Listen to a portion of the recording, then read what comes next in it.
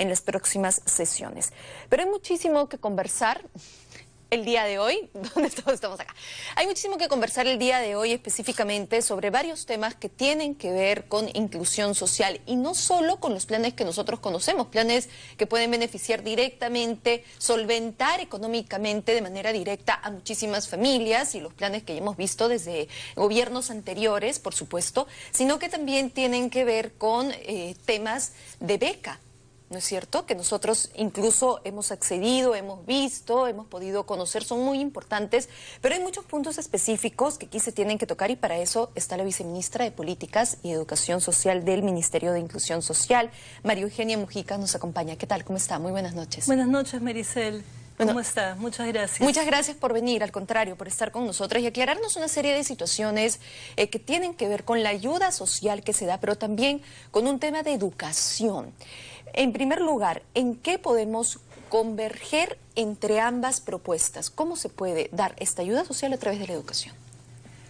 Mira, una prioridad, quizás la más importante a nivel social de este gobierno, es poder lograr erradicar la pobreza extrema y reducir la pobreza y la desigualdad al año 2021. Y esto lo tienes que lograr por una serie de vías. Una de ellas es lograr cerrar una serie de brechas de acceso a servicios, como puede ser agua y saneamiento, electricidad, comunicaciones en la vivienda. Otras son los programas de protección social. Pero dos sumamente importantes son el acceso a quizás dos de los servicios básicos cruciales que existen. Uno es el acceso a la educación y el otro es el acceso a la salud. Si tú tienes un acceso a la educación de calidad que permita que las personas estén debidamente capacitadas, tú con eso vas a poder avanzar en reducir la pobreza y, por supuesto, en lograr el desarrollo y la inclusión social. Sin embargo, esto se ve plasmado realmente en situaciones concretas porque, claro, muchos pueden decir, ciertamente, yo escucho y suena muy bonito, pero directamente, ¿cómo llega hacia la persona? Bueno, ¿cómo llega hacia la persona en aquello que tiene que ver con el Ministerio de Desarrollo e Inclusión Social? Está mezclado con dos temas. Uno de ellos es el tema de la focalización. Justo tenemos un seminario internacional de focalización este jueves que viene. ¿Por qué tiene que ver con la focalización? Porque el MIDIS es el ente rector para todo lo que tiene que ver con la focalización de los diferentes programas y subsidios del Estado. Y uno de estos programas que se acoge a la focalización del MIDIS es el programa Beca 18. ¿Cómo se acoge a la focalización del MIDIS? Tú solamente puedes acceder a Beca 18 si es que tienes una edad determinada y estás en situación de pobreza extrema, ¿no? ¿Quién te determina esa situación de pobreza extrema? El MIDIS a través de su sistema de focalización de hogares. Que entonces, justo estaba leyendo acá que tienen una medida específica de clasificación socioeconómica, potenciales y usuarios, y en caso incluso de fraude, sanciones que se pueden aplicar específicamente. Sí, te cuento un poquito. El sistema de focalización de hogares es un sistema de focalización individual en los hogares y que se determina a través de las clasificaciones socioeconómicas. ¿Qué son estas clasificaciones? Son unas formas de predecir si el hogar en el que está una familia determinada es un hogar pobre extremo o no pobre. Para eso hay toda una metodología. Con relación al fraude, a lo que nos estamos refiriendo, son a una serie de directivas que hemos emitido en las últimas semanas en el marco de la ley del Sistema Nacional de Focalización que buscan fortalecer este sistema de focalización y en eso estamos trabajando. Una de estas directivas es la directiva que busca prevenir el fraude en los procesos de focalización. ¿Qué quiere decir esto? Quiere decir lograr que la información que nosotros estamos usando para la clasificación socioeconómica sea la que refleja de mejor manera la realidad de los hogares. Eso quiere decir que aquella persona que quiere, por ejemplo, acceder a Beca 18 tenga realmente estas condiciones y no esté engañando, hay que decirlo, hacia la persona que va a evaluar su condición, ¿no? Efectivamente, implica la toma de conciencia de la ciudadanía de presentar la información veraz. También la toma de conciencia de las instituciones que tienen a cargo programas sociales, que también manejan información, de poder utilizar información que sea real. Y lo mismo en el caso de los municipios, que también tienen un rol importante en la focalización. De eso está compuesta nuestra medida de prevención del fraude. Bueno, nosotros aquí sin duda en algunas oportunidades hemos tenido la queja de varias personas que dicen, bueno, yo me esfuerzo, estudio, pese a las condiciones adversas en las que estoy. Cuando voy a postular veo que otro chico que viene de otro lugar, que no está en las mismas condiciones que yo tengo, coge ese puesto. Y yo me he quedado, y lo hemos visto hasta con agrupaciones que van y protestan, yo me he quedado sin estudiar y sin oportunidad teniendo este derecho, ¿no? Entonces hay varias filtraciones que se han venido dando, pero desde hace bastantes años atrás. Claro, mira, a nivel internacional, las filtraciones son algo que se acepta como que es imposible lograr que sean cero, ¿no? Lo que uno tiene que buscar es que las filtraciones sean las mínimas posibles. Y en eso es en lo que estamos en el Perú. Con respecto a lo que tú me cuentas de Beca 18, creo que vale la pena definir una serie de roles. Aquí el rol del Ministerio de Desarrollo e Inclusión Social es dar la clasificación socioeconómica. No es determinar, como parte del programa social Beca 18, quién de sus postulantes va a acceder a la beca o no. ¿Quién pasa y quién no? El MIDIS determina la clasificación socioeconómica, actualiza el Padrón General de Hogares, que es el registro en el cual están todas las clasificaciones socioeconómicas de los hogares, y eso lo entrega a los programas sociales, que son quienes finalmente deciden quién va a ingresar a su programa y quién no. ¿Es una sola evaluación para varios programas o dependiendo del programa se hace una evaluación específica? Es un solo Padrón General de Hogares que está a cargo del Ministerio de Desarrollo e Inclusión Social y que se basa en la determinación de la clasificación socioeconómica del hogar. Nosotros cuando hemos conversado aquí con algunos economistas decimos, y de repente no es tan estricto, ¿no?, que aquel que está en pobreza extrema es el que puede gastar cerca de 325 soles al mes en cuanto a la canasta básica alimentaria. Y aquel que está en pobreza es el que puede gastar 700 y pico en la canasta única, ¿no?, personal alimenticia. ¿Es así más o menos como se da esta evaluación o no están parametradas? Bueno, la definición de pobreza extrema es aquella situación en la cual un individuo no puede cubrir sus necesidades alimentarias básicas. De acuerdo con el Instituto Nacional de Estadística e Informática, la línea de pobreza extrema está en alrededor de 140 soles, ¿no? Uno vive en situación de pobreza, ya no de pobreza extrema, cuando sí puede lograr cubrir sus necesidades alimentarias, más no todas las necesidades que tiene en su hogar.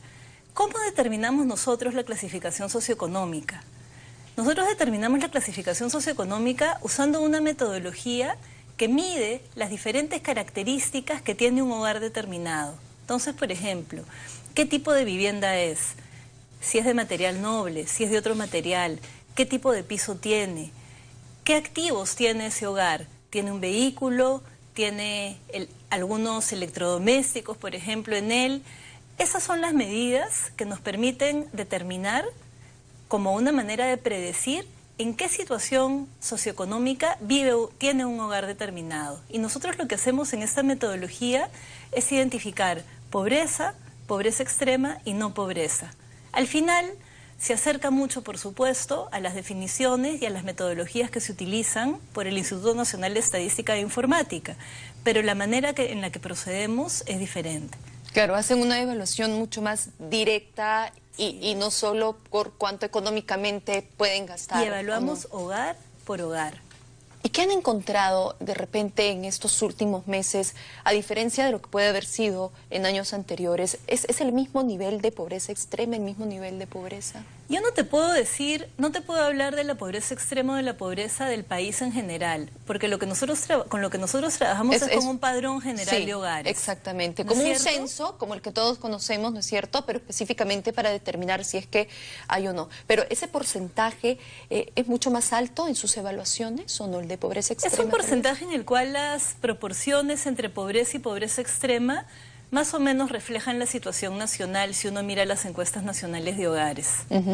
Y en este caso, ¿las familias están dispuestas realmente a mostrar su realidad? ¿Son abiertas a esta evaluación? En general sí, porque yo te voy a contar cómo es que se hace esta focalización. En el proceso de focalización del sistema de focalización de hogares, El primer actor donde llega la persona es la municipalidad. Y la manera como se hace es que la familia decide si quiere tener una clasificación socioeconómica. Anteriormente, entre el año 2012 y el año 2013, se hizo una especie de censo que se llamó barrido censal para tratar de lograr tener en el Padrón General de Hogares a la mayor cantidad de hogares posible.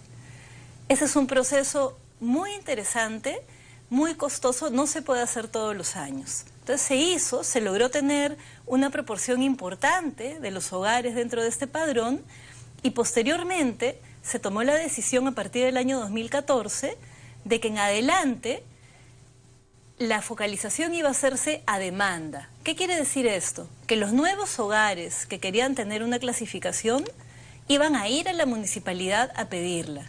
Entonces, ¿cómo la pides? Vas, haces una declaración jurada.